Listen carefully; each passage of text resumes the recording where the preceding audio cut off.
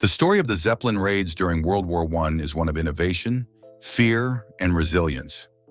Imagine, if you will, a crisp winter's night in 1915.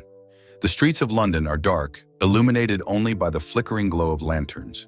Families are huddled inside their homes, abiding by blackout orders, the muffled hum of distant warplanes unheard above the hum of city life.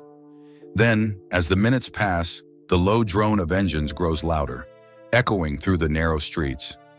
Suddenly, without warning, a massive explosion shakes the air, and the ground beneath your feet trembles.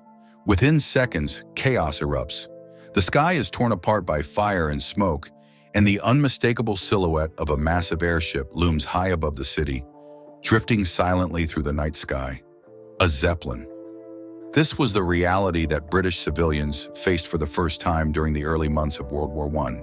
The Zeppelin raids were the beginning of a new era in warfare, one where civilians were no longer protected by the safety of distance, where airships of war brought terror from the skies, and war was brought directly to their doorsteps.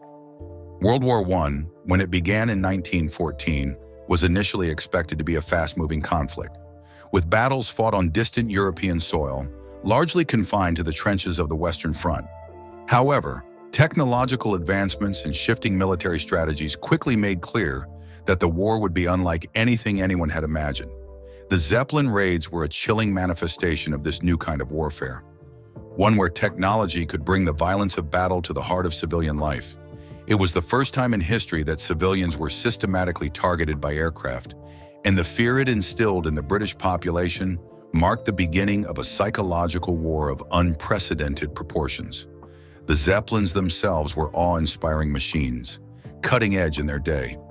Designed by the German Count Ferdinand von Zeppelin, these large, rigid airships had the ability to soar high above the battlefield, their immense size allowing them to carry bombs, reconnaissance equipment, and even guns. They could fly for long distances, stay aloft for hours, and cause devastation from a height far beyond the reach of most defensive measures. The airships were made of a metal framework covered by fabric and filled with highly flammable hydrogen gas, giving them lift and enabling them to traverse long distances. In the early stages of the war, Germany recognized the potential of these airships as a way to instill fear in their enemies. They weren't simply tools of warfare, they were instruments of psychological terror.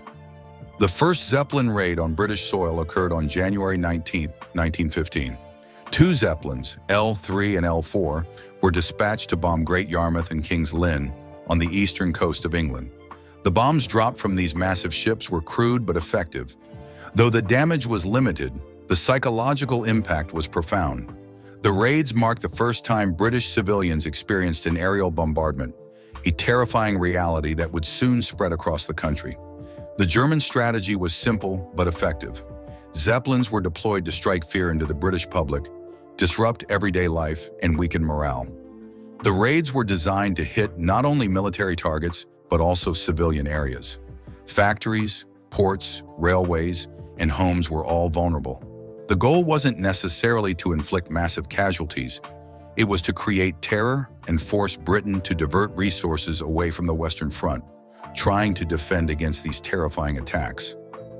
The raids operated almost exclusively at night, adding an additional layer of dread as people never knew when the next attack might come.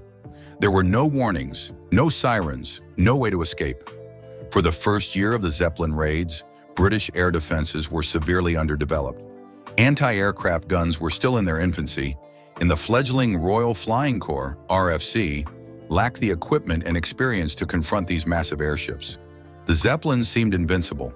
They could fly high above the range of most of the early anti-aircraft guns, and their enormous size made them easy to spot but difficult to hit. The crew inside these floating fortresses was highly trained, and their ability to carry out coordinated raids made them a formidable threat. The raids escalated over time. By 1915, German airships were reaching farther into Britain, dropping bombs over London, Hull, and Edinburgh. In one raid, Zeppelin L-13 bombed central London on September 8, 1915. The attack killed 22 people and injured 87 others. The bombings were indiscriminate, hitting civilians as well as military targets, and the panic it caused in the capital was palpable. Newspapers of the time quickly dubbed the Zeppelins baby killers, a term that reflected the growing outrage and the indiscriminate nature of the attacks. Please take a moment to like and subscribe to our channel so you don't miss any new daily videos. Despite the devastation, the Zeppelin raids had mixed results. They caused significant panic, but they also revealed the limits of the airships. They were slow-moving, vulnerable to bad weather, and difficult to maneuver. In fact, many raids ended prematurely due to navigational difficulties or mechanical failures. The weather itself was a formidable adversary, with dense clouds and fierce winds frequently forcing Zeppelins to abort missions or miss their targets entirely. Some airships even crashed before reaching Britain, a reminder that these enormous machines were far from invulnerable. In addition to the technological vulnerabilities, the Zeppelins were also extremely flammable. Hydrogen, the gas that filled their enormous bodies, was highly volatile. A single incendiary bullet could turn the entire ship into a fireball, and many of the Zeppelins that were shot down were consumed by flames. The crews of these airships, too, faced tremendous risks. The first few raids saw German crews return to their base in Germany with little harm. However, as British defenses improved, Zeppelins began to suffer heavy losses. In 1916, the tide began to turn. The British military developed improved anti-aircraft guns and began to equip their aircraft with incendiary bullets designed to target the hydrogen in the Zeppelins. The Royal Flying Corps, RAFC, began to deploy more effective fighter planes, such as the BE-2C and the DH-2, which were equipped with better armament and could reach greater altitudes. The British government also installed searchlights in key areas to locate and target Zeppelins. One of the most famous victories came on September 3, 1916, when Lieutenant William Leaf Robinson, a young RFC pilot, became the first person to shoot down a Zeppelin over British soil. Flying a BE-2C, Robinson used incendiary ammunition to ignite Zeppelin SL-11's hydrogen-filled body. The Zeppelin exploded in a massive fireball, crashing to the ground near Cuffley, Hertfordshire. Robinson's heroism was widely celebrated, and he was awarded the Victoria Cross for his actions. Despite the increasing effectiveness of British defenses, the German High Command continued to deploy Zeppelins sporadically until 1917. However, it was becoming increasingly clear that Zeppelins were no longer a reliable tool of warfare. They were replaced by faster, more maneuverable bombers, such as the Gotha aircraft. These bombers, although less imposing than the Zeppelins, proved more effective at carrying out precision strikes and avoiding interception. By the end of the war, over 50 Zeppelin raids had been carried out on Britain. More than 500 people had been killed, and many more were injured. The Zeppelin raids, while devastating, were not the decisive military strikes that Germany had hoped for. Nevertheless, they had a lasting psychological impact. The raids demonstrated the terrifying potential of aerial bombardment and marked the beginning of a new kind of warfare, one that would continue in World War II and beyond. The legacy of the Zeppelin raids is multifaceted. On one hand, they were a remarkable achievement in the development of aerial warfare. They demonstrated the possibilities of long-range bombing and laid the groundwork for the future use of air power. On the other hand, they raised profound ethical questions about targeting civilians in warfare. The raids blurred the lines between military and civilian targets, a trend that would continue in future conflicts.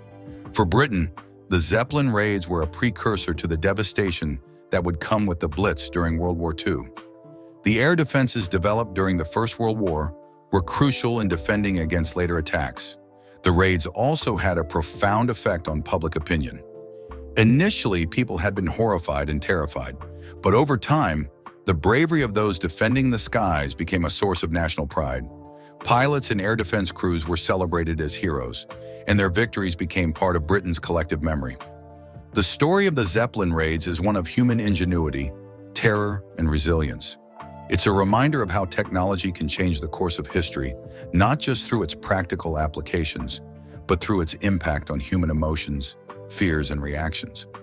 As we reflect on these early days of aerial warfare, we see how innovation, once seen as a tool for progress, can be repurposed for destruction. But we also see the courage and perseverance of those who resisted this new kind of terror. If you enjoyed this journey into history, don't forget to like the video and subscribe to the channel for more fascinating stories from the past. And as always, stay curious.